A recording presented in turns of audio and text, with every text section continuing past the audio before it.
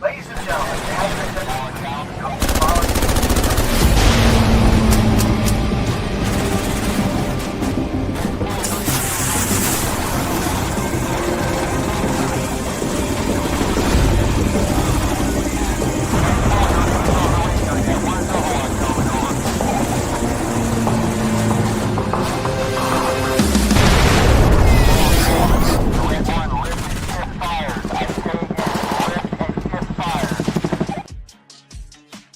What is going on, everyone? It is Tuesday at 7 p.m., and it is now time for the TTV Podcast. I'm your boy, Ty. We're going to be talking with Dr. Mitch Maki today. It's going to be a great show. Looking forward to it. But without further ado, let's get over to Matt Johnson and see what he's got going on. Well, you guys are just going to have to deal with me today because Al decided he wanted to take a break and go work for the night, I guess. I don't know. I hope the traffic's horrible, Albert. Anyway, hello, everybody. Tuesday, 7 p.m. As always, we're back. Triple Threat Vet Podcast. We're here to tell stories, help people realize that no matter where you are, what you do, where you've been, and how you've gotten to where you are today, you can do great things. So all you have to do is try, right? Your parents told you that you're grown up. You can be anything you want to be when you grow up. You just have to believe it. So I'm excited to talk to our guest today. We don't have Al for a rant today, and I really don't have anything to rant about. So I think we're going to kind of skip that. What do you think, Ty? Are you telling me we're just going to have a quiet opening to the show today? I mean, I think so. Unless you got something. I mean, I don't have anything. I'm not much of a ranter, but I am very interested in that painting. What's going on behind you there? Oh, the painting. Yeah. So the painting behind me, right? So everybody knows that I have no talent, right, when it comes to drawing. But Becky, my wife, is a super talented artist. So you guys are looking at a painting that will be displayed in New Orleans at Crazy Johnny's restaurant. For you guys from Louisiana, you can probably tell from the painting. It is it's the cathedral downtown. St. Louis Cathedral, and it's in Jackson Square. So she painted that. It's going to go up in the building. She's an artist. She's talented. She's awesome. You too could go visit the restaurant and see how much it's going to cost you to get it. Every time I see her work, I want to buy some of it, but it's too expensive for my blood. It takes a lot to do it too, man. Like it's a very interesting process to see how it works. Like forever, being married, she told me she could draw, and we were married for years, and then COVID hits and she got furloughed. So she had shown me stuff that she had drawn, I guess, in school. And I was like, oh, that's cool. It looked, I guess good, way better than I could have ever done. Let's just be honest there.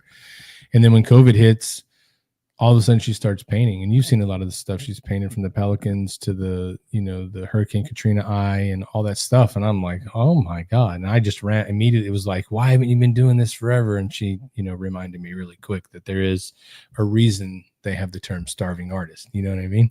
It takes a long time for them to get where they're going. And so I will tell you that I think this is the moment where she starves no more. I think she's focused and in that mind frame to share beauty with the world in her own way that she paints, So yeah, I can't believe that 2020 is when you really realized that she was an actual no shit artist, because the first thing I saw was that texture painting that I forget exactly what it was, but it was textured, and I was like, oh, that's nice. And then you started showing me some more, and I'm like, holy cow, Becky's got some skills. All that stuff was from 2020, buddy. Yeah, that's what I'm saying. You just realized at 2020. No, she told me. I'm just a guy, and we're not that smart. So if we never see you do it, we're like, okay, because when all guys say they're good at something, but then you never tell anybody that you're good at it, everybody's like, yeah, whatever. So I was in the guy mode, and then I saw it, and I was like, let's make a lot of money. And she's like, slow down, high speed. Not how it works. Yeah, absolutely. Yeah. Well, hey, before we go too much further, I wanted to make sure to get to last week's guest, Patton Gade. May not be the number one, but I think he's like the number 2 or 3 VA mortgage loan originator in the nation right now. Great guy, great asset for veterans. Patton Gade working for U Mortgage. So, but this week, look who we got. We got Dr. Mitch Maki. Yes, we do. The Go for Broke National Education Center.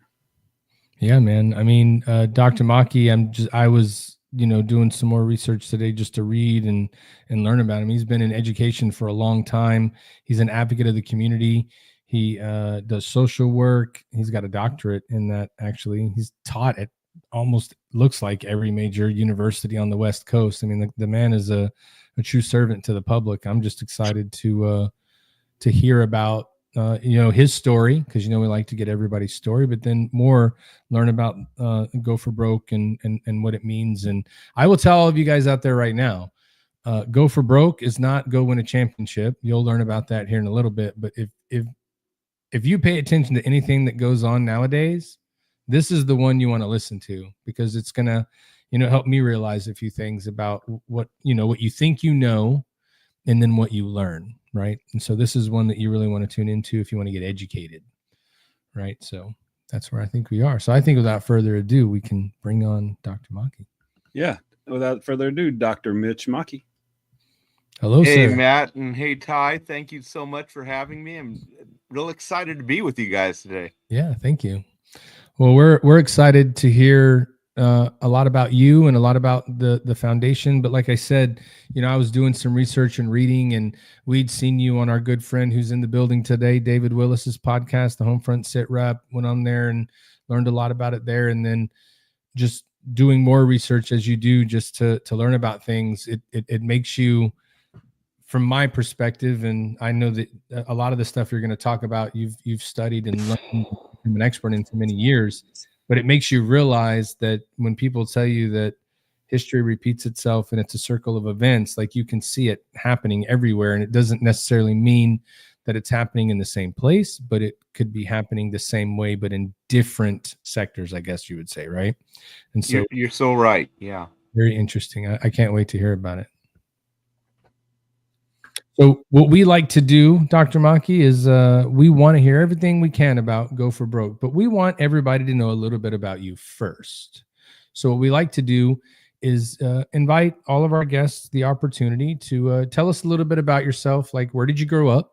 What was it like for you growing up? And then we can progress into everything you're doing now. So if you wouldn't mind, tell us a little bit about your childhood upbringing and kind of young adulthood and things like that. Sure. Well, actually, my story probably isn't nearly as interesting as the story I'd like to tell about the Go for Broke soldiers, but I was born and raised in Monterey Park, California, which is about 12 miles outside of Los Angeles.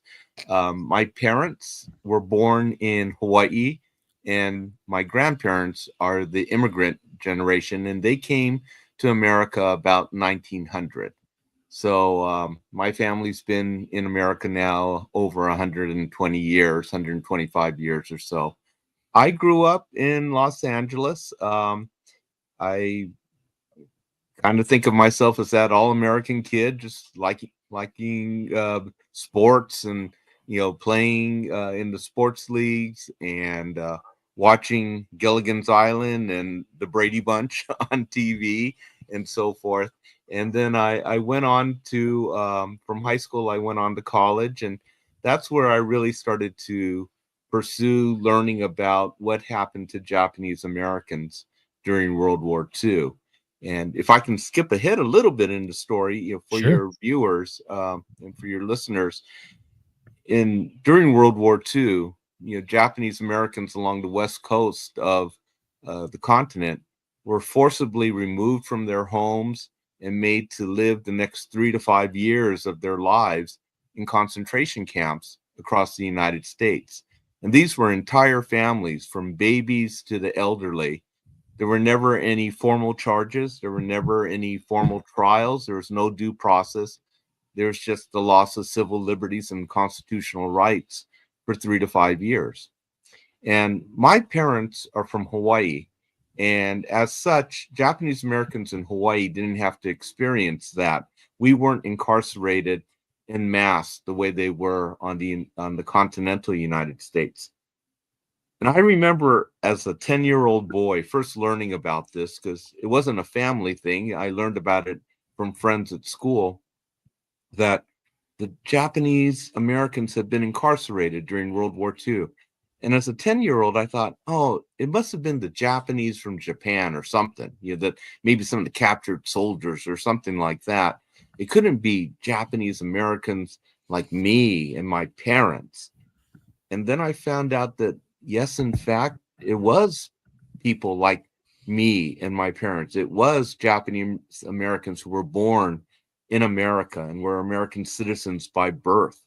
It was people who had been here 2 or 3 generations by that time. And I just have to say, as a 10-year-old, I was devastated.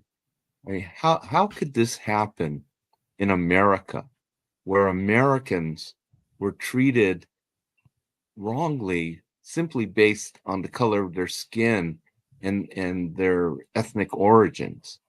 And as a 10-year-old, I was lost and I was devastated. And then shortly after learning about the camp experience, I learned about the Japanese American soldiers, and that's what we're going to talk about today.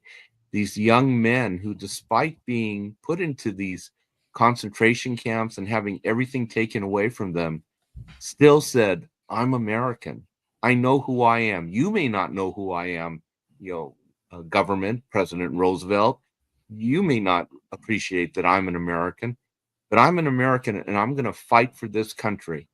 And I'm going to prove to you that we will defeat the Nazis, but we will also defeat racism in our country. And they would go on to become the most highly decorated unit of their size in American military history. Yeah. And when I learned that story, man, it just blew my mind. First of all, I couldn't believe it because it just didn't fit the way Japanese Americans were portrayed in the media. Back then on Bonanza, we were Hop Sing and we were the sidekick all the time. We were never the heroes. But finally, when I realized, no, this was true, that people like my uncle who served in the 442nd would go on to be the most highly decorated unit and would be, excuse my language, but were badasses, that just filled me with pride. And it made me realize that we all belong in America and we all are Americans. And it's not a matter of the color of your skin. It's a matter about the content of your heart. And so since that time, I've been telling this story. Yeah, absolutely. I never seem to have gotten off of it. Yeah. And so when you learned about that, was it something like through all of your grade school years and going into high school and then going into college? Is it something that you just studied on, or is that something that you knew you wanted to be involved in, like going all the way through? Because I'd noticed just reading about you, like you've been a community servant pretty much your entire career. It's all been about social work, helping people, and just making sure people have opportunities, to be successful and to get out of bad situations. And so was that moment at 10 where you kind of figured out what you wanted to be, quote unquote, when you grew up, or did it take other times of seeing different things for you to kind of focus into what you ultimately did going into the professional world? Matt, I'm 64 now. I'm sure I still don't know what I want to be when I grow up, kind of thing. But at 10 years old, I know it lit a candle for me, and it sparked an interest. If you ask me as a 10-year-old, are you going to be talking about this the rest of your life? I don't know what I would have said, but it certainly hit a chord in me, and I would take classes, in college and then after college, and I would a lot of times write papers on this and so forth. So it definitely was an interest. And while I had other interests, like you said, I am a social worker. I've been a clinical social worker. I've been in academia where I was a professor and all that kind of stuff. So I've done other things, but this is the one thread that has continued to continue throughout my life, and something that now in my current job, I feel blessed to be able to wake up every morning and do a job that's my passion. Yeah. So, and at Go for Broke National Education Center, we oftentimes say, and I truly believe this is not just a great Japanese American story. This is a great American story. Yeah. This is the story of the sons, and there were women who served too, the sons and daughters of immigrants who in one generation embodied the very best of what our nation has to offer, courage, patriotism, service. That's what bonds us as Americans. And so this is a great American story. Yeah, I'd be interested to know when you were younger and you started learning about this, especially going into high school and college, and you read more. And obviously, as you grow up, appreciate is not the right word, but enlightenment, I guess, to what happened and how it worked, and then it causes you to have so many questions. Was there moments where you talked to your family who surely saw how that was, more than likely they were firsthand recipients of the stories, or maybe even saw how that worked? Were there moments where you talked to your family and asked them about it? And I'd be kind of interested, if you did, like what the discussion like was with them when you would ask them about these things that you read. That's a great question, man. And we have to first of all keep in mind that, as I mentioned, Japanese Americans on the mainland or the continent, they were the ones that were incarcerated. My parents were in Hawaii during this time, so they weren't incarcerated. So we didn't experience it firsthand, my immediate family. But growing up in Los Angeles, I had so many friends that were my age that their parents and their grandparents were in these camps. And the reaction of so many Japanese Americans back then, and we're talking about the 70s right now, where when my friends would go to their parents and say, hey, what happened? Tell us about the camps and blah, blah, blah. The answer was, we don't talk about that. We're past that. Shove it under the rug. Let's move on. Because the pain and the shame was so strong for some families, even 30 years after the camp, that they didn't want to talk about it. They didn't want to relive that. They didn't want to have to feel those feelings again. When I went to my parents and I said, hey, what happened during World War II, with these camps? My mom, I remember her saying, we don't really know. Why don't you go find out? So she gave me psychological permission to go and pursue this and explore it. Whereas a lot of my friends, their parents are saying, no, don't explore it, because, we want to just get past it. We want to put it in the past. So I credit my parents, partly because of our history as a family and not having to have gone through it personally. I credit my parents for giving me a lot of support to pursue this line of inquiry.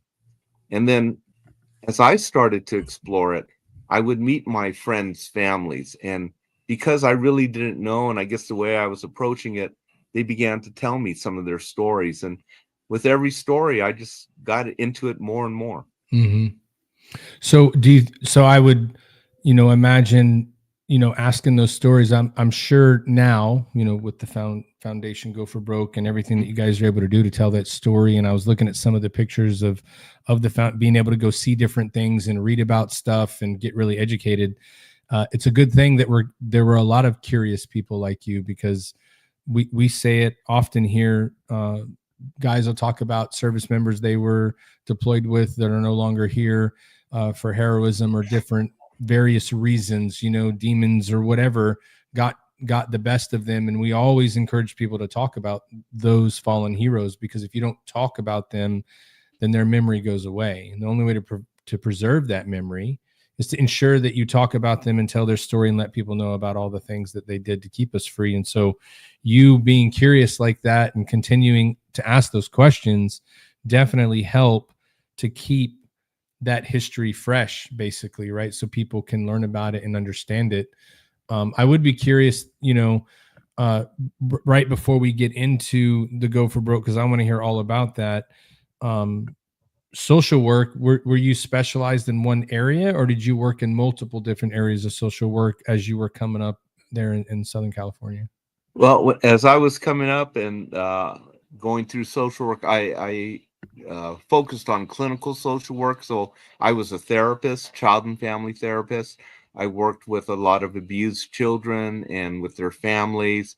And then I even did some medical social work where I was working with families that were facing terminal illnesses like cancer. So doing a lot of work with death and dying. And then I was able to pursue a doctorate, and that led me into academia, where I could begin to teach some of this clinical stuff. But then that's where my career took kind of a turn, where I got even deeper into the history of the Japanese American experience. And I was able to do both the Japanese American stuff as well as the clinical social work stuff. Yeah. And how did you first learn about Go for Broke? Like, where did you first see it? How did you learn about it? Was it while you were in college? Was it before that? Was it just happened, like it's a destined thing that you were supposed to learn about them? What was the first, when do you remember when you first learned about them? I actually don't remember when I first learned about Go for Broke. It's kind of always been there. Go for Broke as an organization was organized in 1989, but even before then, there was always veteran clubs and veteran outposts. You know, the VFW, Veterans of Foreign Wars, and stuff like that. So I was in my early adulthood, I was always exposed to veterans of World War II, and in particular Japanese American veterans of World War II. But the organization it was founded in 1989 by Japanese American veterans of World War II.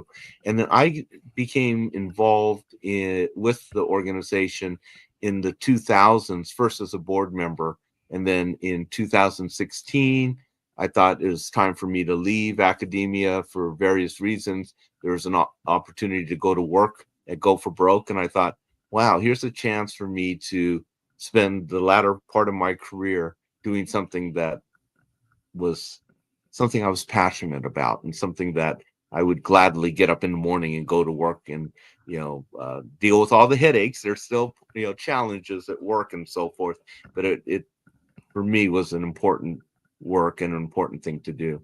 Sure. Well, I would say that would lead right into, I have a couple of other questions, but I don't want to belabor learning and everybody else learning more about it. So if you would like, and if you would be so kind, if you want to just give everybody a history lesson on the two units, the 100th separate and the 442nd, so that people can understand who they are, what they did, and how it worked. Sure. Please. So, we start with December 7th, 1941. The imperial nation of Japan attacks Pearl Harbor, and it thrusts the United States into World War II. And Japanese Americans, Americans of Japanese ancestry, some of whom had been here over 40, 50 years, began to wonder immediately what would happen to us. Would we be treated like the American citizens we were? 2/3 of our community had been born in America, and the other third had been here 30, 40 years. Or would we be treated like the enemy because we shared a common heritage?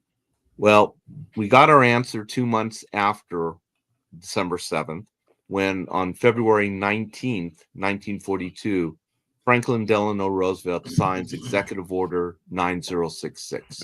And this creates the underpinnings by which over 125,000 individuals of Japanese ancestry would be forcibly removed from their homes along the west coast of the continent, moved inland, and made to live 3 to 5 years of their lives in concentration camps that were scattered across the United States. And these camps were located in the most desolate areas. I mean, in deserts, in swamplands, huge installations surrounded by barbed wire, machine gun towers, with the machine guns not pointed outward to protect the Japanese American inmates, but pointed inward to control them.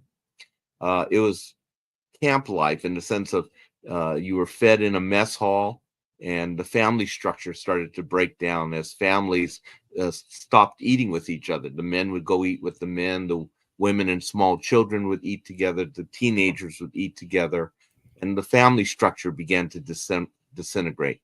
No privacy in the barracks. I mean, at first, literally, they would just hang sheets to divide the different living quarters between families. So everything your family was talking about or doing could be heard by everybody else in the barrack.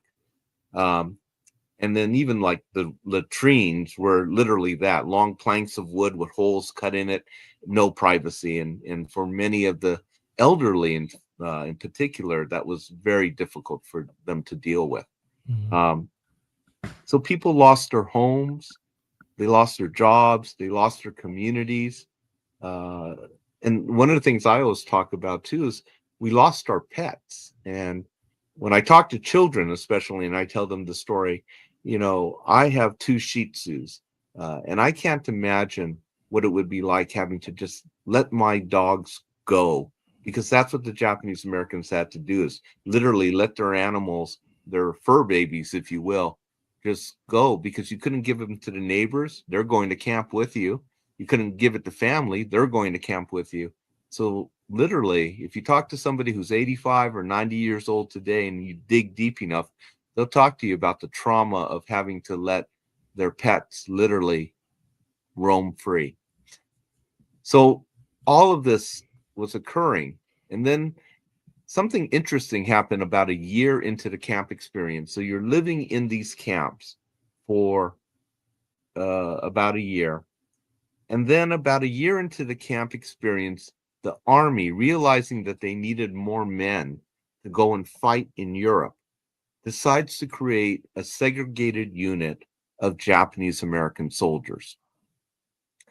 And if you imagine that you're 20 years old and you've lost everything, you've had everything taken from you, including your freedom, surrounded by barbed wire, and now the army is saying, we want you to go and fight for liberty and justice halfway around the world. Matt, Ty, what do you think you would say? I don't think it would be a very pleasant conversation. You want me to go defend the freedom of this like barbed wire gun range that you've put me into? That's what I'm defending. I'm defending that. I don't know. I think it would be very difficult to see how I'd be defending anything that would be called freedom or you know what I mean? It just right. Yeah. And Ty, how about you? What do you think? I'm taking notes here as you know, I've heard this story a couple times, you know, as we've read up on you, you know, you hear the way you tell it and there's so much emotion behind it. I'm sitting here saying, all right, we've had you locked up for a year in these camps, taking you away from your pets, your lives, just walk away from that. And after a year, we're going to come bang on the cells and be like, hey, we need you to come defend. Yeah, it's scary. It's the reason it's the biggest reason why I believe we need to learn the history and learn what humans have done to each other in the past. And you can never forget that kind of stuff. You can't erase it. It needs to be taught, and God bless you for being in academia all those years. I know what that's like. I have a brother-in-law that's been in academia for a lot of years, and you know, there's so much research and it's even, like I said, even though I've heard this story, it's still shocking to hear it, because on December 5th, everyone that was a Japanese American was living their lives in San Francisco, in Texas, in the East Coast, in the West Coast. Everybody's just doing regular shit. And then, you know, like you said, 2 months after that, in January, people are no longer free. Yeah, and right. I remember seeing. So one question I have is reading about the website, going through a lot of the articles that educate you on a lot of the stuff that went on.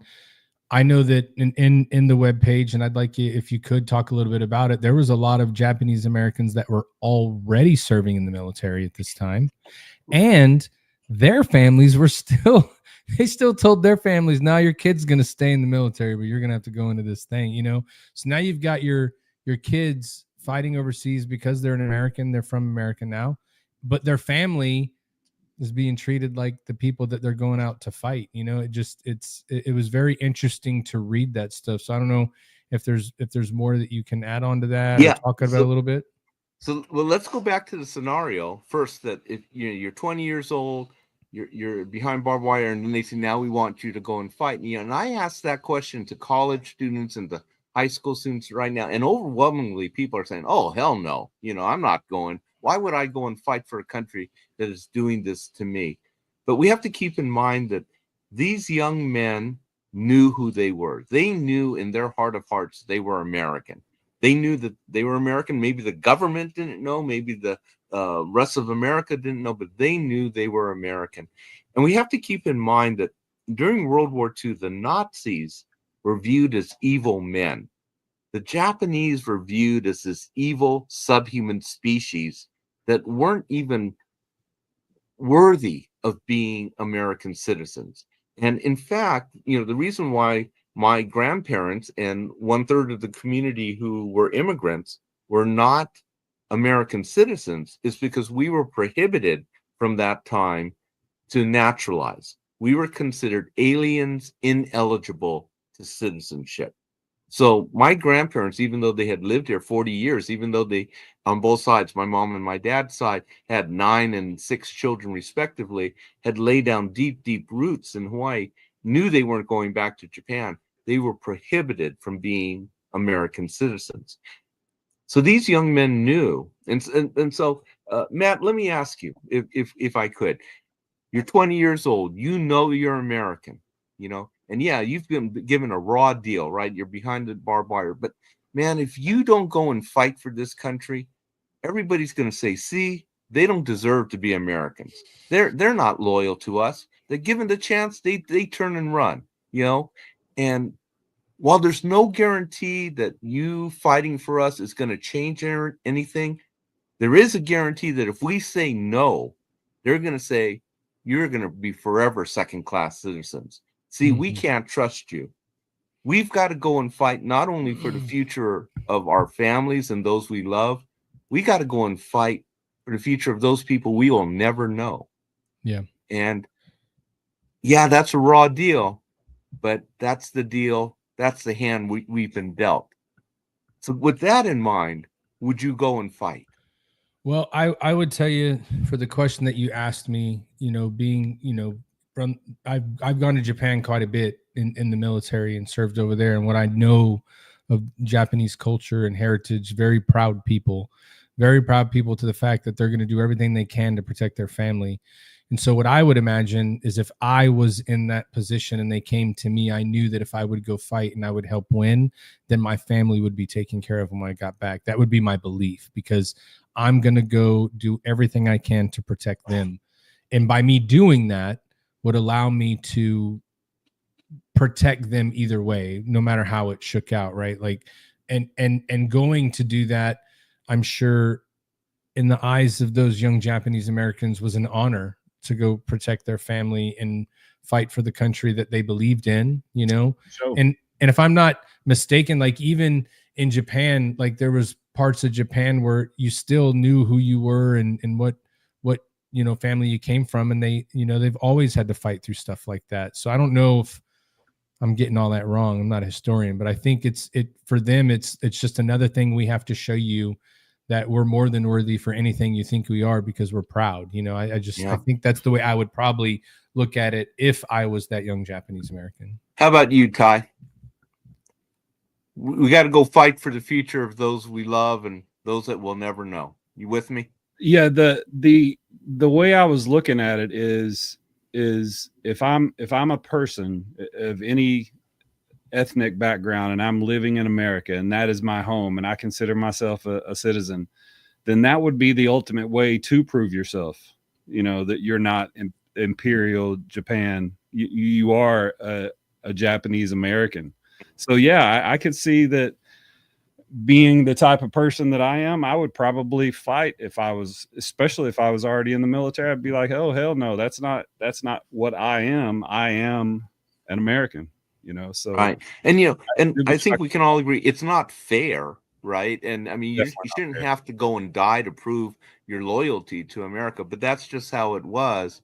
And thousands of young Japanese American men would at first volunteer, and then later, about 2 years into the experience, they're drafted into the army. So they no longer have a choice of, do you want to volunteer or not? It's now you've got to go, or you're going to go to the penitentiary.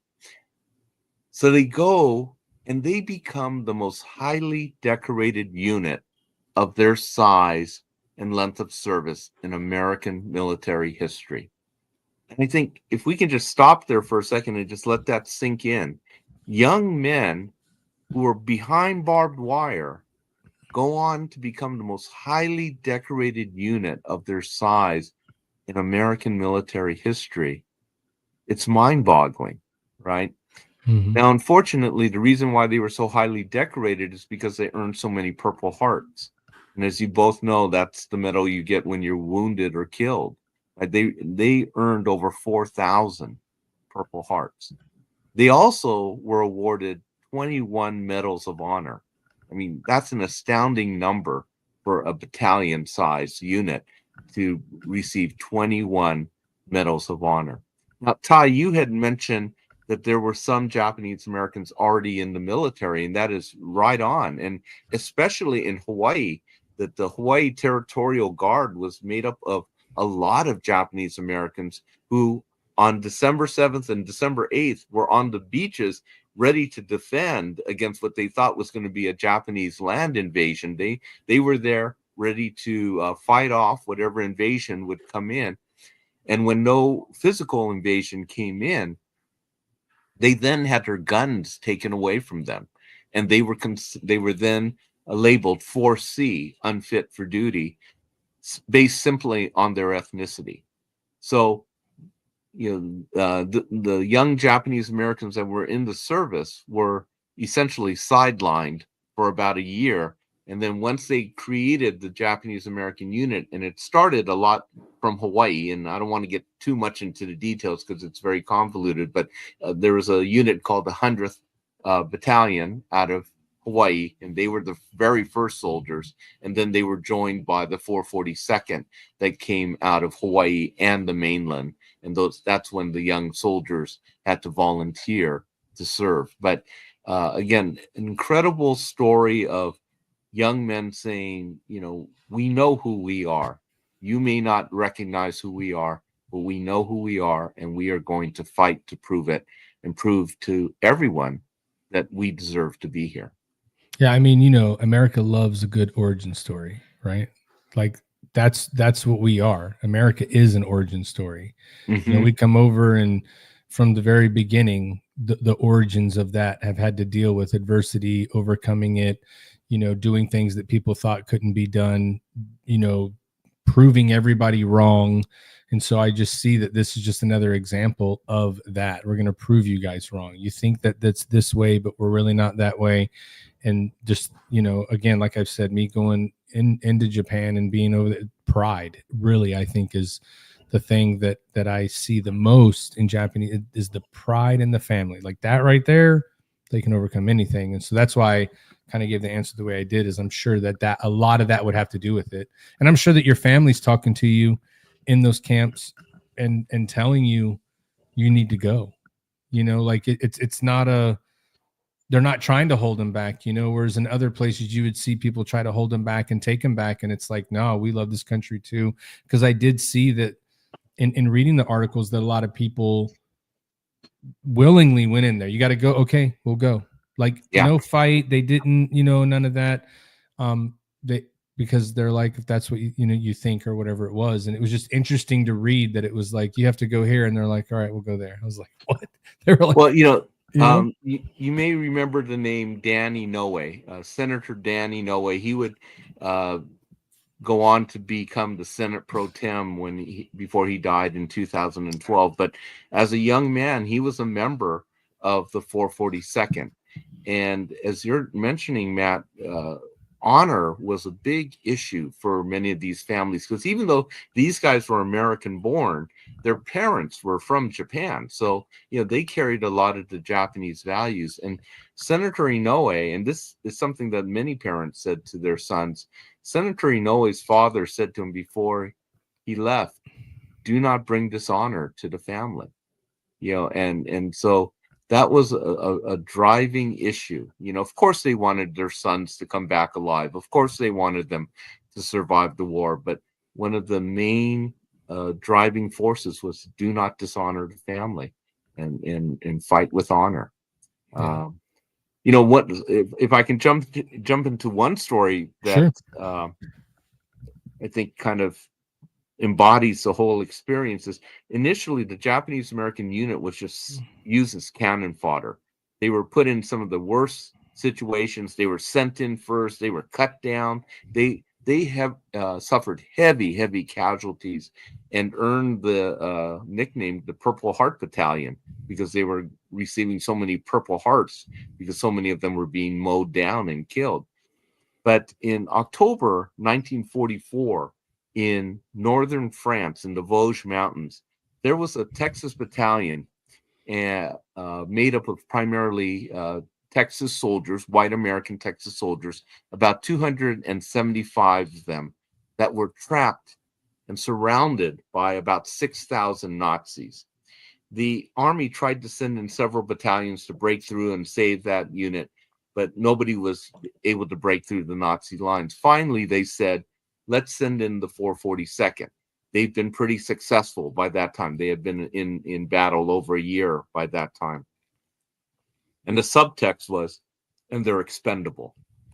So the men of the 442nd knew that all of them would walk into that forest, and they had just engaged in a week-long battle to liberate two small towns called Bruyères and Bifontaine. And normally they would have been given at least a week, if not 2 weeks rest, but they were sent directly into this assignment. They all knew that they would walk into that forest, but not all of them would walk out. And sure enough, they knew that this was a suicide mission, but that the eyes of a nation were upon them. They all walked into that forest. They broke through the Nazi line. They saved 211 of the 275 soldiers in that Texas battalion. But in the process, they took over 300 casualties. But that was the math of the day. But what was significant about this battle is that there were news crews that were filming this at the base of the mountain. And so finally, when the Texas battalion was able to walk out of the forest, it was captured on these newsreels. And they would come back to the States and they would play it in the movie theaters, you know, between the double features. And it would say, Jap Americans save Texas battalion. And it was the first time that Japanese Americans were ever portrayed in a positive light, doing something good in America. And it helped us start to turn the tide of public opinion. And that took a long time. I'm not trying to suggest it was overnight, but it was the beginning of a turning of the tide of what people thought about Japanese Americans. And literally that moment was paid for in blood by the soldiers that knew that the eyes of a nation were upon them. And then I did see that. So a lot of this, you know, the Japanese Americans are overseas and fighting. Their families are back home, and I did see that at some point in time too, in researching, you know, the website, that there was also people that were trying to stand up and say, "Hey, this isn't right. You can't do that." Do you mind getting into a little bit about when people would challenge the fact that they had to go into these places and they're like, we're Americans, we shouldn't have to go in there. So they were trying to stand up for where, you know, what they believed in. I saw there was 4 individuals that I read about on there that they challenged, and like 2 lost and then 2 won. And it was like really weird. They were all being put into the same thing. 2 didn't get lucky and the other 2, you know, did. But there, you know, was that immediate, or did it take a long time before people decided to start standing up for that? Well, by and large, you know, the Japanese American community went along relatively peacefully to be incarcerated. And the Japanese American Citizens League, which was the largest organization at that time for Japanese Americans, was really urging cooperation. And that was really out of pragmatism. I mean, what chance did we have to stand up against the U.S. Army to say, no, we're not going to go to camp? And we have to remember this is 20 years before the anti-Vietnam War, where we as Americans learned how to say, hell no, I won't go, kind of thing. The Japanese American community was a small, disenfranchised community, didn't have many friends, and the Army was ready and willing to forcibly, at gunpoint and at bayonet point, force people onto buses and onto trains to send them off to these camps. Matt, you're right. There were a couple of individuals. There were 4, 3 at the time when the curfew orders and the evacuation orders first came out. Gordon Hirabayashi, Min Yasui, and Fred Korematsu, who challenged the constitutionality of the cases. All 3 of their cases went to the Supreme Court, and the Supreme Court upheld the constitutionality of the curfews, and then by extension, the sending of people from the West Coast. The 4th person was a young woman named Mitsui Endo, who challenged the court cases, but this is not until the camps were well established and were already, having people incarcerated. It was after the war, really, that the Japanese American community, when they first got out of camp, they're just thinking, how do we reestablish our lives? How do we put a roof over our heads, food on the table? How do we rebuild our lives? Because when they were released from camp, Japanese Americans were given $25 and a one-way train ticket. And as you can imagine, if that were us, it's like, where do I go? What do I do? How do I rebuild my life? There was another feeling that Japanese Americans had at that time, and it was a feeling of shame that somehow we had done something wrong. Somehow we had done something to bring this terrible, egregious violation upon ourselves. It was what we would call an identification with the aggressor. We bought into the fact that we thought we weren't American enough, that we blamed ourselves.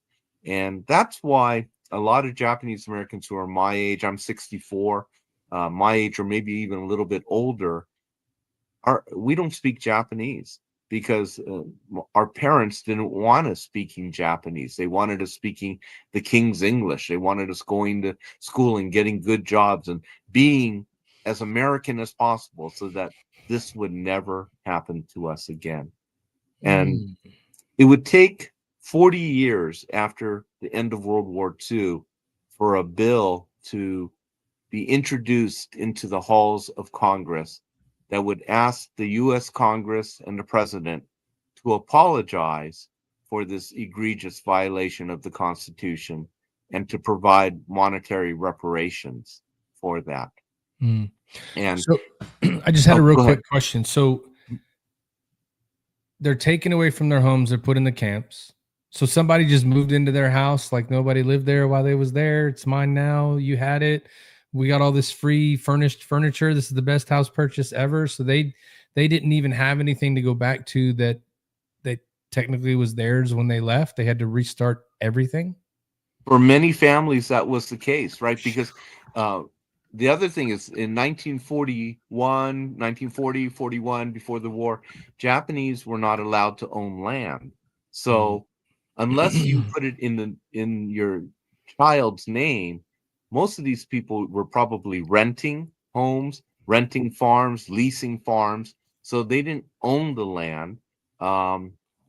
There were some cases where neighbors would take care of people's houses and maybe even take in their crops that first year and save the money for them. But those stories are far and few between.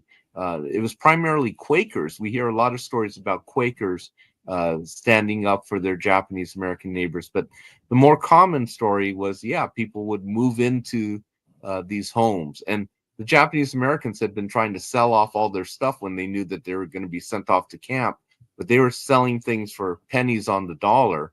You hear stories of families having to sell their new refrigerator for a couple of dollars and so forth. And so for many families, they would look and say, can we really go back to California? Can we really go back to Oregon?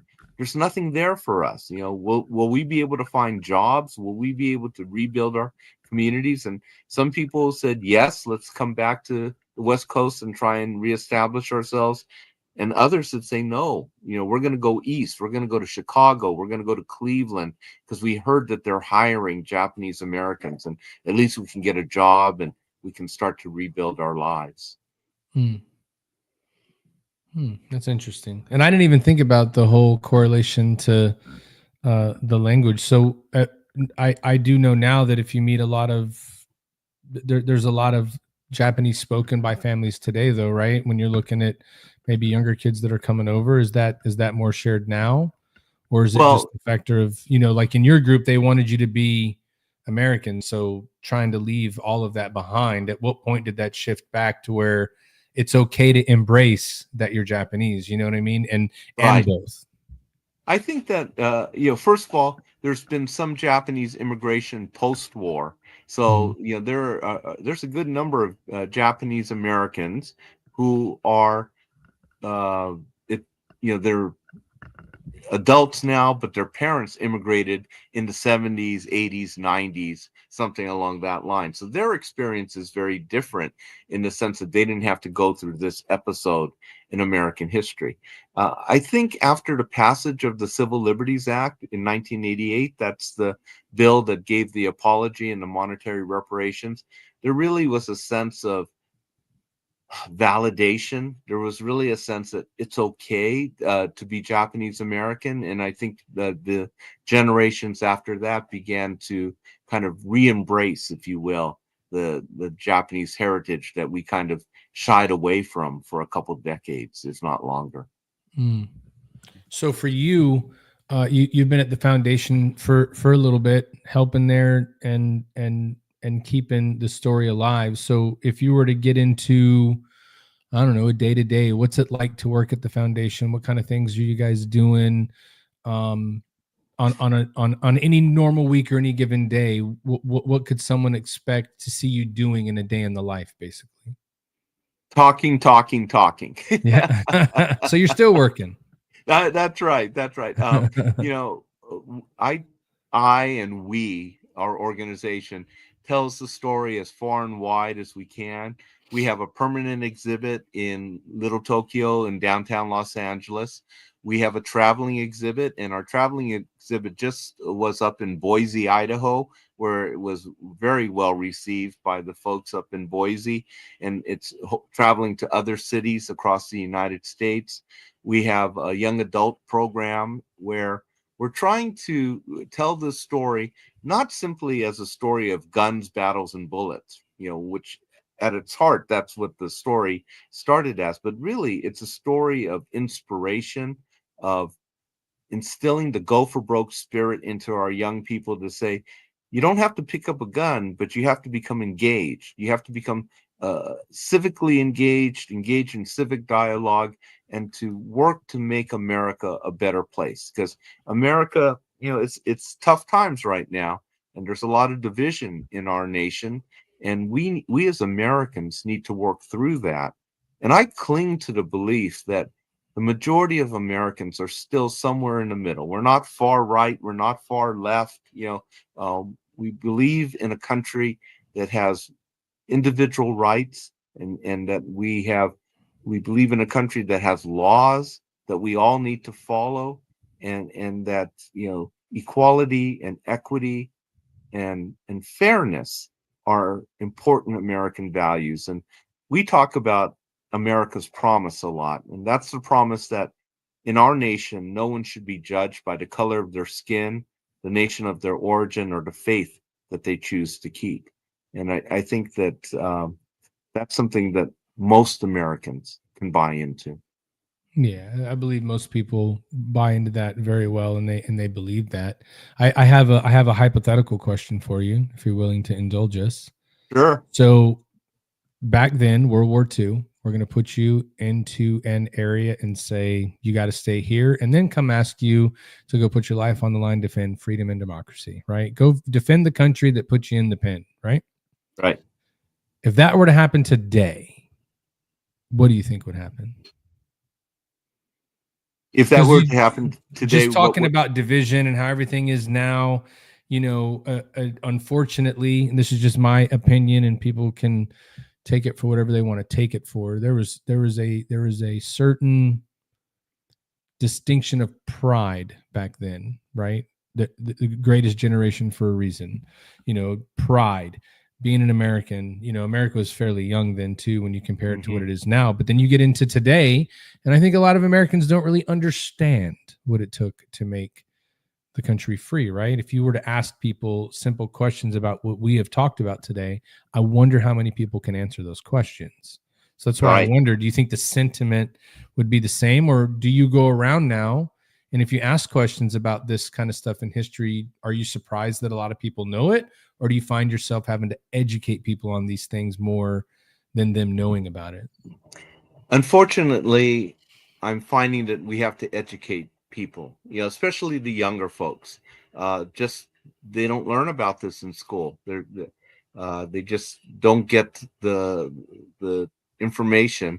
At best, as the young folks are telling me, they get a paragraph in a history book about the incarceration, and they're very surprised when they hear about the soldiers that went off to war and what they did.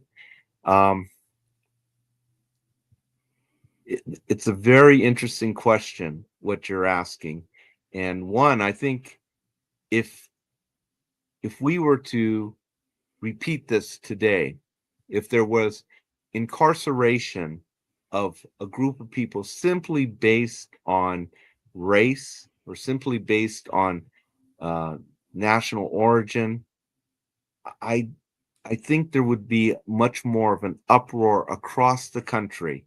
Now, I know that there would be people that would support it too, unfortunately, but across the nation, there would be much more of an uproar than there was in 1942 when this happened.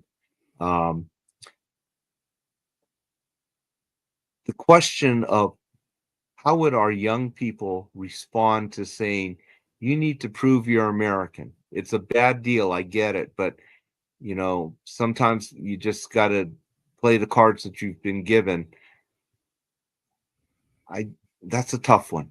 That's a real tough one, you know, because you know, I think in talking to so many young people today, their feeling might be, you know, why should I have to prove I'm American? You know, I'm not going to go and die to prove I'm American. But again, it's hard to imagine being in that situation where we're taking people, putting them in camp, taking away all their rights and saying your only way out, and there's really no guarantee at that point, but is to prove your Americanness and go and fight. That's an incredibly tough question. Yeah, and I only think of it because as I listen to the story you tell, and I listen to you tell about taking people from their homes and putting them there and then coming back in a year and going, unfortunately, guys, we're losing a lot of people and we need you. You're American, right? You should come defend this thing with us. And those people willingly went and did that, became the most decorated unit per size in military history, won Purple Hearts, won Medal of Honors, saved countless lives by giving up countless lives.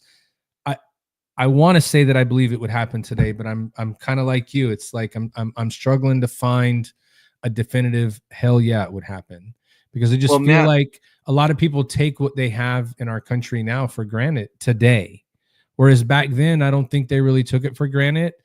They just loved that they were here that much, and they wanted to go prove to everybody that they were who they said they were. You know what I mean? It's difficult. It's like having a sports argument. You can't compare two different eras and say they do the exact same, but it's still our country, and pride for your country. The argument on a sport doesn't change. You know what I mean? Like, we can argue basketball all day long, and basketball is basketball, and you're passionate about it. But I wonder, do we have the same passion sometimes in our country, in our freedom, and the rights that we have, and how we do things? And I'm hopeful. But, it's an incredible question. When I was growing up, my mother, who was not a political woman at all, but she would always quote John F. Kennedy when he said, "Ask not what your country can do for you, ask what you can do for your country." And that was kind of the mantra that she would always share with me when we talked about things like this. You don't hear that today much, from any age right now. It's more what's in it for me, and it really is a different mindset. And so that makes your question all the more pertinent as to how would we as Americans, and how would our young Americans in particular, respond to the call for duty, especially if they were mistreated to begin with.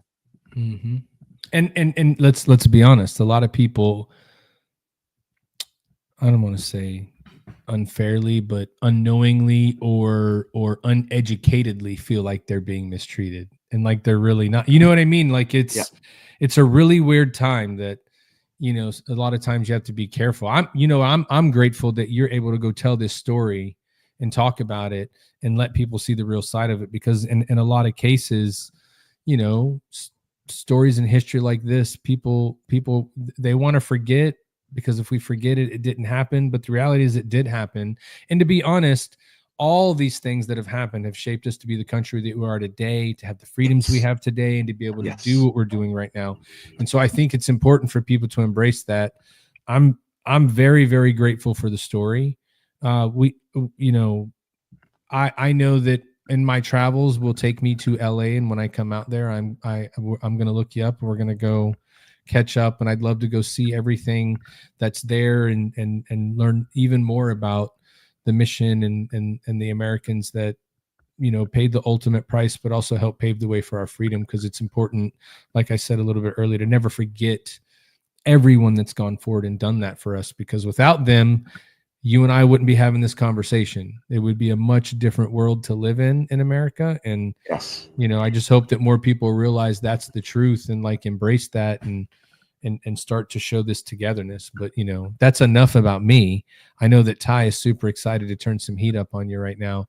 I just want to, again, just thank you for the conversation, and I'm going to bow out so that you guys can go through rapid fire questions. Okay. Matt, thank you so much for being a part of this, and I appreciate I'll be back in a minute. Word. Okay. All right. Yeah, I'll be back in a minute. Dr. Maki, it's been really fun getting to know you, to hear some of your stories, to hear the inflection in your voice, the emotion in your voice. That's really what I connected with the first time I was in an interview with you, and that's definitely what I connected with this time. So what we like to do here with the Triple Threat Vet Hot Seat is, I'm going to ask you about 10 questions, rapid fire, kind of fun, real quick answers. Just tell me the first thing that comes into your brain. Okay, all right, let's give it a try. First question: what's more important, loyalty or respect?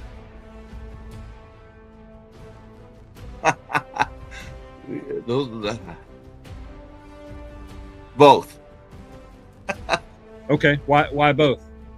Well, I think one needs to earn respect, but it should be for the right things, and loyalty would be one of those right things that earns you respect. All right, good answer, sir. All right, I'm going to throw you off with this one because I know you don't get asked this question that much in academia. But Dr. Maki, what is your favorite movie and why? Favorite movie. I would have to say Rocky. I love the grit of Rocky. I love the storyline. I love that he didn't quote unquote win at the end, but he won because he did what he had to do and he overcame his fears. He went the distance. I don't want no regret. He went the distance. Yeah, know, and I think it was an inspirational movie in that way, that you don't have to win to win type of thing. You don't have to win the contest to know that you've won the battle. Right. Well, yeah, absolutely. I love that story. I used to have a picture of Rocky, the picture at the end where they square off. Yeah, a lot of motivation in Rocky. All right.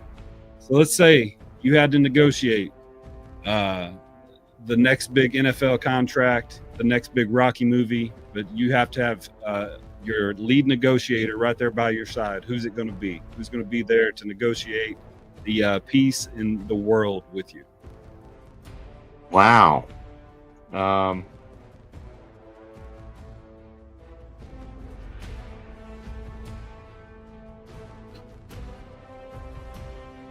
I think I'll go with my wife, and while good answer, sir. Good answer. While she's not known, around the world as being a negotiator per se, she knows me the best, and she puts me in my place when I start thinking that I'm more than I am, and she would keep me on the right path. She'd keep me honest.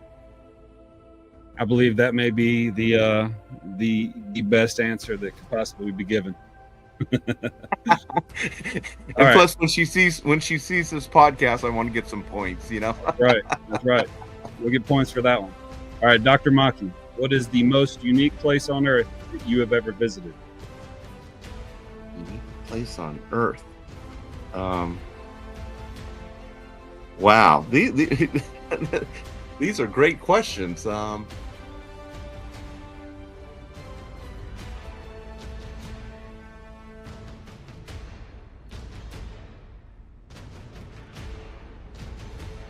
boy.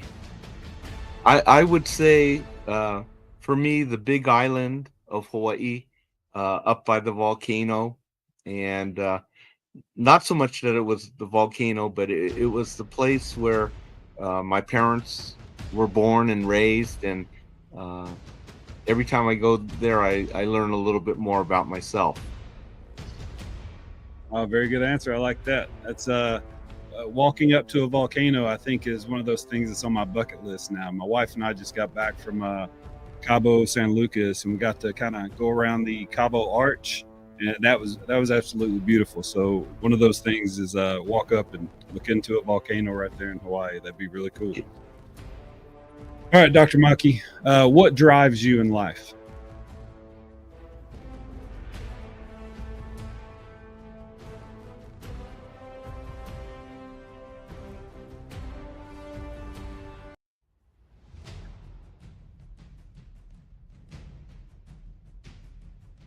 Trying to find the right words for this, because I've thought a lot about, what's the purpose of life, if you will, and I would say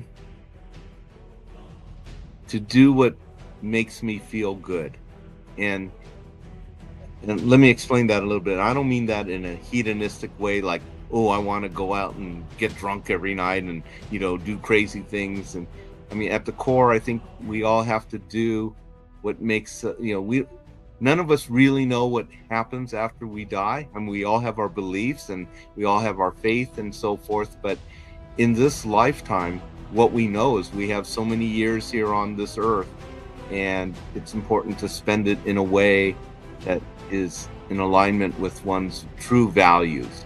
And so to do what I think is good is what makes me feel good. And that's what's important to me. Absolutely. And I know that that what makes you feel good is what's going to be good for your family. So, man, you got some stuff in mind. Exactly. Yeah. Yes, sir. Yes, sir. All right. So what's the adverse of that? What keeps you up at night? What are you up late at night thinking about? When I'm failing at doing what's good, when I realize that I need to do better in certain things, and just striving to do my best always. So in a sense, it's a double-edged sword. It's what brings me fulfillment, it's what brings me enjoyment, but it's also what keeps me up at night. Right. Absolutely. Good answer. All right, here's the one that's this is the one that keeps us up at night. Here's the answer for the podcast here. All right, I'll just ask flat out. Who's the best? Michael Jackson or Prince? Oh, they were just having this debate on sports radio like 2 days ago. Okay, and just to be clear, we're just talking musical talent right now, correct? Yes, just the music aspect, just the songs.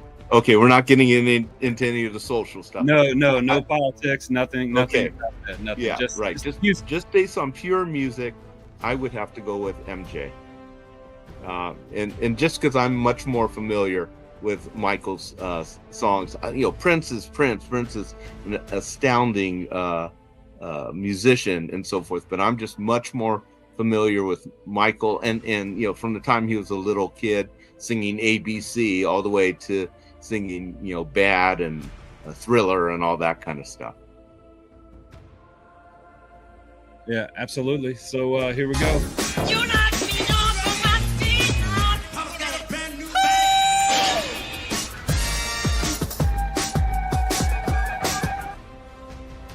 I see I'm on the losing end at this point. You got to get some more MJ people on here. Yeah, absolutely. So you never know who it's going to be, but as you can see, it's fairly divided. Prince has got a little bit of an edge right now, but we've had a lot of musicians on the show, so musicians are going to choose Prince because he played 32 instruments. But just like you said, everyone that says they love MJ, you can't go wrong. It's like asking who's the best, MJ or LeBron. Michael Jackson or Prince. So that's a great question. Last question, sir. What can we do to get better as a podcast? You speak to people every day. You get the word out about, the Go for Broke cause. You're the president and CEO of that organization. What can we do better with our podcast to get the veteran stories out and get the word out about our stuff?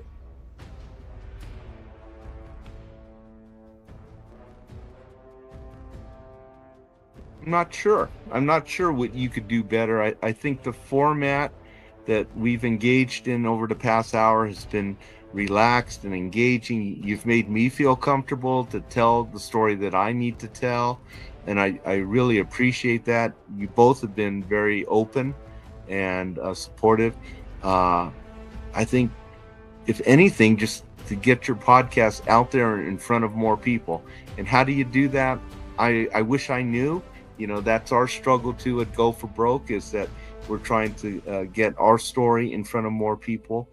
But what I would say is, keep doing what you're doing. And I appreciate that so much. I appreciate your willingness to have me on and to promote this story in a way that it allows Americans across the nation to hear this story right now, because it's stories like this that I think we as Americans need to hear more of.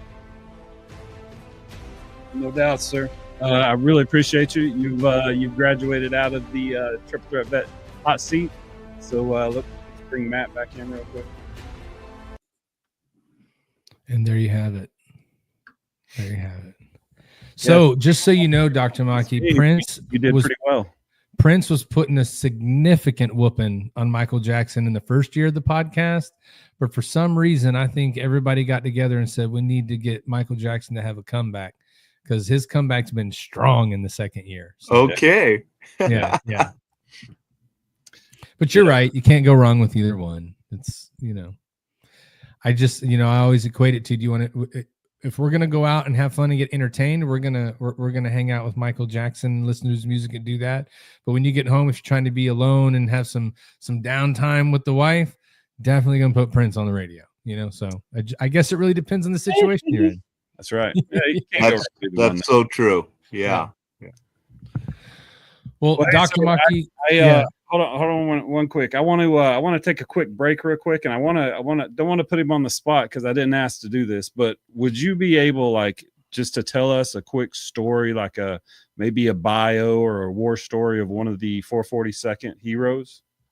I could. In fact, there's one story I would love to tell. Okay, let me take a quick break. It'll be about a 2-minute and 45-second break. Take a quick break, and we'll come back and we'll hear a story, and then we'll say goodbye to Dr. Maki. But give us just a second. Okay. We'll be right back.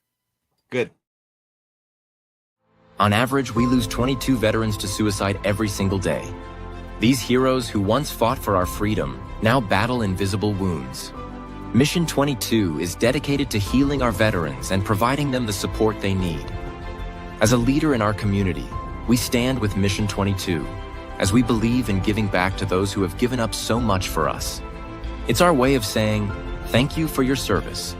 For more information, visit mission22.com.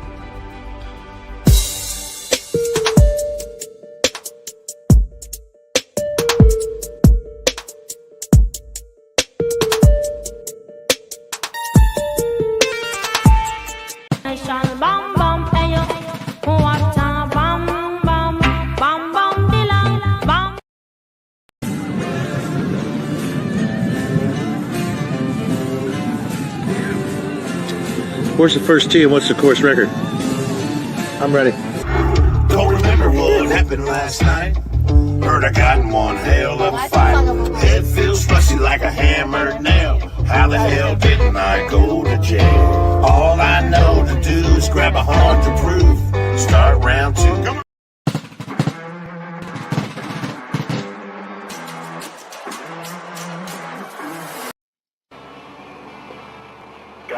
Guidons, this is Eagle 6. The 101st Airborne Division's next rendezvous with destiny is north to Baghdad. Upward Desert Eagle 2 is now in effect. Godspeed, air assault, out. I grew up in a small town about 50 miles north of New York City, Cornwall-on-Hudson. It's a village, in fact. It's right on the Hudson River. It's where my parents settled after World War II. My dad was a Dutch ship's officer who came to the United States when the Nazis overran Holland, and they and their ship were down in the Caribbean. They couldn't go home, so they went into New York Harbor, signed on with the U.S. Merchant Marine. It's where my mother met him. She was doing stuff around those causes at that time to support them. Very long war for him, longer than all others, because he was already at sea by the time the Japanese bombed Pearl Harbor. To provide my assessment of the security situation in Iraq and to discuss the recommendations I recently provided to my chain of command for the way forward. There's going to be many more ambiguous situations. There's going to be more fights, more battles. But I know that I can count on every one of you and on every Screaming Eagle and all the soldiers in our great Army and all the armed forces. Look at you. That was a lot of fun. I was going to tell you that was amazing. The interview that we conducted with him the other day, that will be coming out on the 27th of May. Yeah, very proud of that. That was a lot of fun to do. What'd you think? It was. Oh, it was cool. It was cool. It's I will tell you this. It was so much fun to talk to him and get to know about him. Right. The thing that I enjoyed the most about what we do is we're not as concerned with anything that we can get you on. We want to know who you are. We want to know what it means to you. We want to know your story. We want to know how you came out of that. We want to know about the causes that you help with. And we're not really concerned about any of the other white noise there. If you have a story to tell and you have anything that can help anyone, we're here to listen for it. That's what we do. That's why we do this. And we get to do it every week. I mean, we get to do that every week. And so that's been the most fun, and not going to stop anytime soon. So yeah, sorry guys, we're here to stay.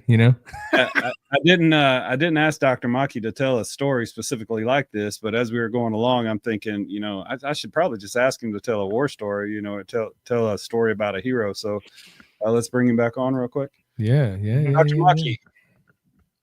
First of all, I'm really impressed that you had General Petraeus, and I'm looking forward to seeing that podcast. Yeah, we're excited. We filmed it the other day. We're gonna put that out on the 27th. So you have to let us know what you think about it, sir. Yeah, absolutely. Okay, well, if I may, if you don't mind, tell us a story about one of the heroes that pick the 442nd or any unit. We just want to hear a really cool story. So I'm going to tell you two stories because one of them is very quick. And the first is of the first Medal of Honor recipient from the 442nd, and his name is Sadao Monomori. And his nickname was actually Spud because he was that rare Japanese American who liked potatoes more than rice. So he earned the nickname Spud. But he was in battle in Europe, and he was rushing back to his foxhole when a hand grenade hit his helmet and it bounced forward into the foxhole. And two of his buddies were there in the foxhole, and the grenade landed right at their feet. And without thinking, and without even a second thought, really, I should say, what Sadao Monomori does is he throws himself on the hand grenade and wraps his body around the hand grenade. And he took the explosion. Obviously, it killed him, but in the process, he saved his two buddies in that moment. And Sadao carried with him his mother's photo throughout the war.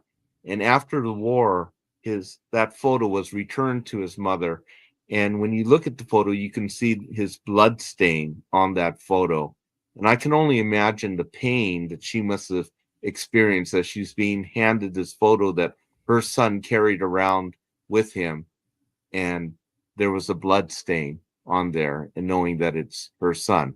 But that was the courage and the bravery that these young men and their dedication to one another. I mean, it's the kind of stuff you see in the movies, but it actually happened where this particular soldier threw himself on that grenade and took the explosion. The other story that I'd like to tell is, there was a sergeant by the name of Kazuo Masuda, and Sergeant Masuda's family was locked up in a concentration camp while he was fighting with the 442nd in Italy. And he was asked, why are you doing this? Why are you fighting for a nation that has imprisoned your family? And his answer was the answer I think many of the Japanese American soldiers would have given. He said, because this is the only way that I know that my family can have a chance in America. You know, right or wrong, agree with him or not, Sergeant Masuda and the other thousands of Japanese American soldiers understood that in 1943, 1944, and 1945, loyalty needed to be paid for in blood. Now, I was sharing the story about how 40 years after the war, there's a bill that is working its way through Congress that would provide an apology and monetary reparations for the Japanese Americans that were incarcerated. September 1987, it passes the House. April 1988, it passes the Senate. So we now only need one more signature, and that, of course, would be the President of the United States, to give this impossible dream of an apology and reparations to Japanese Americans. Well, in 1988, if you remember, the president was Ronald Reagan. And, you know, Ronald Reagan was very conservative. And there were many people, and I have to admit, I was one of them, that thought, there's no way Ronald Reagan's going to sign this bill. It just was too far outside of his sphere of politics.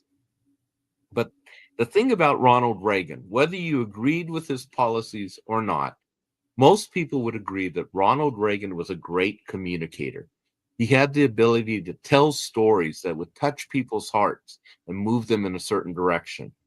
But the opposite was true of Ronald Reagan. If you could tell him a story that would touch his heart, you could have a great advocate on your hands. The question was, what story could we tell Ronald Reagan that would make him understand the Japanese American experience on a very personal level? Well, that's where this soldier, Kazuo Masuda, his name comes back into the story, because after he said that about, this is the only way I know that my family can have a chance in America, 2 weeks later, he's killed in battle in Italy, fighting with the 442nd. After the war, in 1945, his family is released from camp, and they want to move home to Santa Ana, California, and reestablish their lives. But they're met with nothing but hate speech, racial taunts, and threats of bodily harm. The Army realizes that this is a PR fiasco, that one of its own fallen heroes, his own family, can't move back home. So they send out a contingent of Army officers to have a medal ceremony for the Masuda family. And in front of their house in Santa Ana, California, his sister is presented with the Distinguished Service Cross, the second highest medal the Army gives out. And among those officers that were there that day was a young white American captain named Ronald Reagan. I mean, you can't write a better script than this, right? Ronald Reagan was there. And that night he addressed an audience at a rally, and the Masuda family was there. And Ronald Reagan stood up in front of the audience and he said, "The blood that is soaked into the sands is all of one color. America stands unique in the world, the only country not founded on race, but on a way, an ideal. Mr. and Mrs. Masuda, as one member of the American family, speaking to another member, for what your son Kazuo did, thanks." That story was relayed to President Reagan in the 80s, and his response was, "I remember what those soldiers did for America." And it wasn't the only reason he signed the bill, but it helped to align the bill with his personal vision and his personal belief that Americans could come in any color.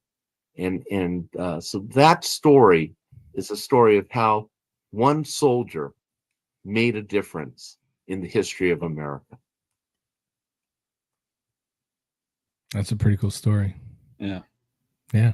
Yeah. I don't see any, you can't end it any other way than that, Dr. Maki. Like you dropped the mic literally. Yeah. Well, I'm blessed to be able to tell these stories. That's all I do. Is I tell stories. These guys are my heroes. In Japanese, we say "okage-sama de," because of them, I am, and that's how I personally feel about all of our World War II veterans of all backgrounds. Because of them, because of what they did for our nation, because of them standing up at a critical time, we all enjoy the liberties and the freedoms that we have. So, very grateful for all of those that came before us. And thank you to you two for your service to our nation. Thank you, sir. So I do want to, before we are able to say goodbye, I want to give you an opportunity, sir. How can people get involved? How can they learn more about Go for Broke? And what kind of things, if anything, are you looking for in terms of help? If there's someone that's in the local area and they want to reach out, like, tell people how they can learn more about you guys and get involved. Certainly, you can go to our website, goforbroke.org. We also have a YouTube channel, so Go for Broke National Education Center, and we've put out a lot of documentaries and also just some fun videos where we tell some modern day stories about veterans and so forth. So you may want to go there and learn more about us.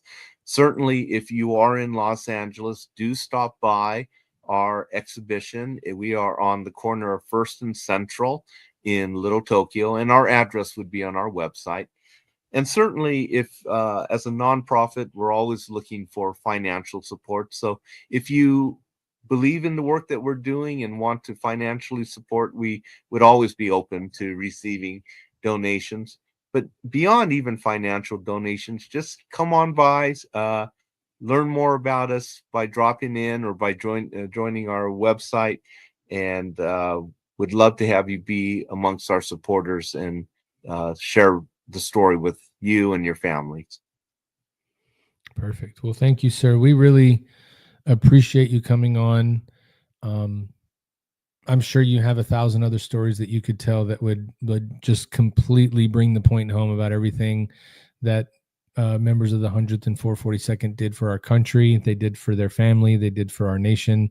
I mean, you're now a part of our family. So that means you ever got anything to put out? You ever want to talk about anything else? You just want to come back on and tell more stories? You are always welcome to come in, and we would love to have you again. Well, thank you so much for that. And I really would like to come back because I feel like I just scratched the surface. And in fact, we just talked about the Japanese American soldiers that served in Europe. There were also those who served in the Pacific theater as translators and and their stories are just incredible.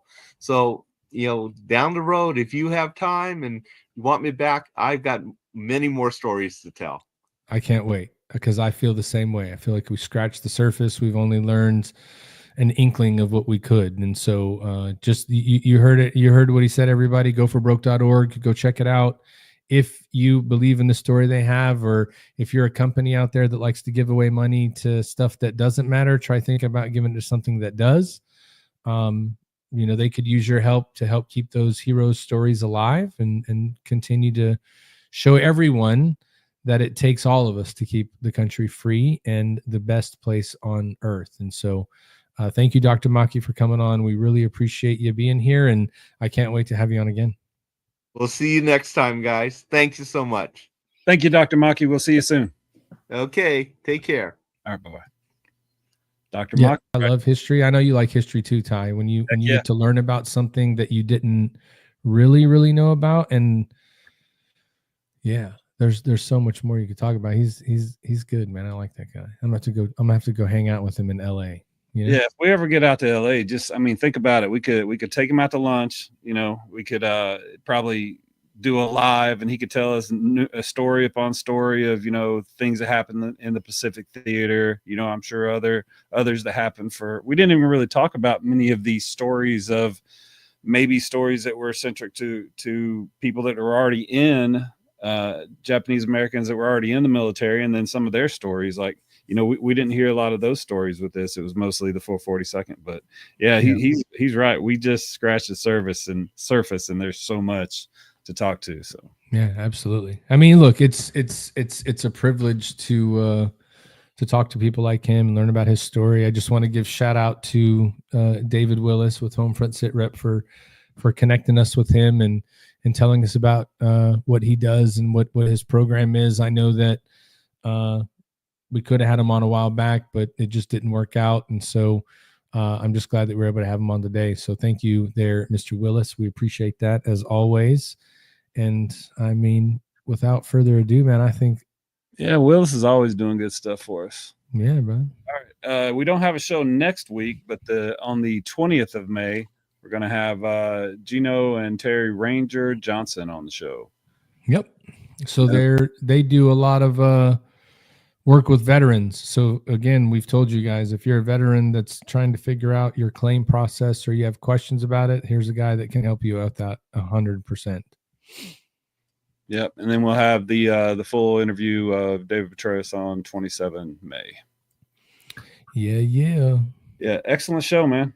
So Al's still traveling. He's probably not going to make it, huh? You know what? I don't even know if he texts me. I didn't even look at my phone the whole time. Yeah, there's that. He might have. Let's see. Yeah, no, he didn't text. But I wouldn't even caught it, to be honest with you, because I was just listening to everything that he was saying, and it was very interesting to hear those stories, you know. Just goes to show you. Yeah. Well, hey, let's bounce out then. All right. So, just so everybody knows, we too, just like Go for Broke, would like your money. We only want your money so we can help veteran organizations too. Don't forget, we have a t-shirt contest going on right now. I still don't have the numbers for you guys because I'm a horrible podcast host, but I promise to have them for you in the next episode. But why don't you guys do me a favor and increase those numbers? SameFlagSameOath.com. There's 3 shirts. You got your Wax Poetic, your Phenomenal, and your Whiskey Stories. Each one of those gives to a different veteran organization for whoever wins the contest. And, you know, at the end of the day, we like to help veterans. So go out there and support that. Thank you for supporting us. Thank you for listening. Thank you for liking. Thank you for subscribing. But we grow as much as you guys help us grow. So go out there and tell your friends about it. Tell your friends to subscribe, like, share a podcast episode with them. And remember, if you have a story to tell and you think it will help anybody, or even if you just think it's going to help you to get it off your chest, you need to reach out to us. We have Facebook, we have Instagram, we have TikTok, we have YouTube, we have direct messages, we have email, triplethreatvets@gmail.com. Send us information about you trying to come on, and we'll do everything we can to make that happen for you. And until next week, I would just say thank you, everybody. Check on your friends, make sure they're doing all right. Buddy checks are always authorized and very, very much welcome. So without further ado, we'll see you guys next week, and I'm out. All right. Hey, I always love doing this. This is like a therapy session every Tuesday. So, hey, let somebody know. Every Tuesday, 7 p.m., Triple Threat Vet Podcast. Like, share, subscribe, follow. Let somebody know Tuesday at 7 p.m. We're going to be right here. Until next time.